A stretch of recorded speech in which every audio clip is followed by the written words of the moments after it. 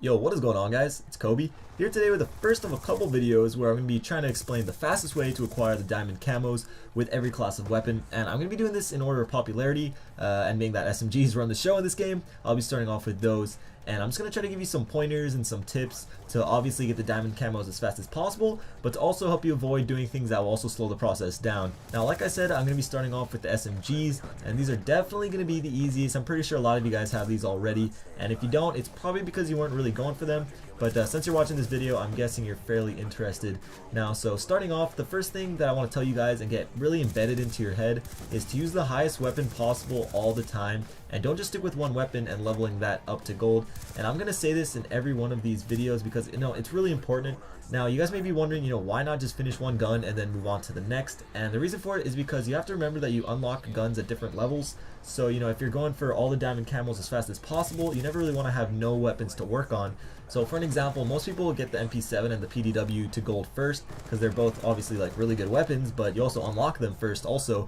However, once you prestige, you're left with no weapons to work on and will be forced to use a permanent unlock, which is fine, but if you're just constantly working on the highest leveled weapons you have, you'll never have to worry about that. The second tip that I have for you is for the people that actually level up and prestige their weapons. I know a lot of people really don't care about it. You do get more XP for doing the challenges again, as well as like the ability to add your clan tag and the emblem onto your weapon.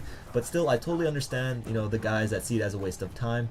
But for you guys like me that do prestige their weapons, this is pretty important. So as I'm sure you guys know by now, you first have to either complete the headshot challenges or the one-shot kill challenges to unlock the rest of the camo challenges. So with SMGs, we of course going for the headshots. Now, once you get those headshots, you get a bunch of camos to unlock, including 2 for getting kills without perks and without attachments. So obviously, you probably want to do those at the same time. But what I also recommend is to prestige your weapon right before you do those, because after you do, you won't have attachments, but since you're going for kills without attachments, it won't really matter as much. So, you don't really have to do that, but that's what I did, and I would definitely suggest you do the same if you want. Now, lastly, with pretty much all the SMGs, you'll get through all the camo challenges fairly easy, and all the SMGs are really good, but the one that I see the most people having problems with is getting headshots with the Chicom, or the Chicom, whatever you guys want to call it, which is the burst fire SMG. Now, what I suggest that you equip is the stock and the laser sight attachment. With the stock, you can strafe faster while aimed in, and obviously with the laser sight, you can get increased hip fire accuracy. What I personally don't suggest though is using the select fire and making it fully automatic. Trust me, it was a lot easier just running around hip firing towards the head. I got way more headshots and it was just a lot more effective. Again, that was just me personally though. Like I said, the SMGs are pretty damn easy to get diamond on, so if any of you guys don't have it and decide to go for them, I'm fully confident that you won't have any really problems with it.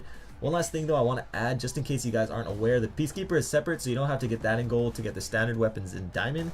So that's the end of the video. If you could leave a rating, that would be really awesome and much appreciated. And if you got any of these tips, or maybe you have some tips of your own, feel free to share those in the comments. I'm pretty sure somebody could use the extra information, and I just personally like to see what you guys can come up with. Also, how many of you guys actually have the Diamonds SMGs already? I got them really early into the game, but I actually went for them, so it wasn't all that hard. But anyways, guys, check out either of the videos on screen if you missed them. I got a ton of videos coming soon. It's ridiculous. My list is full, and just have a great day. Peace.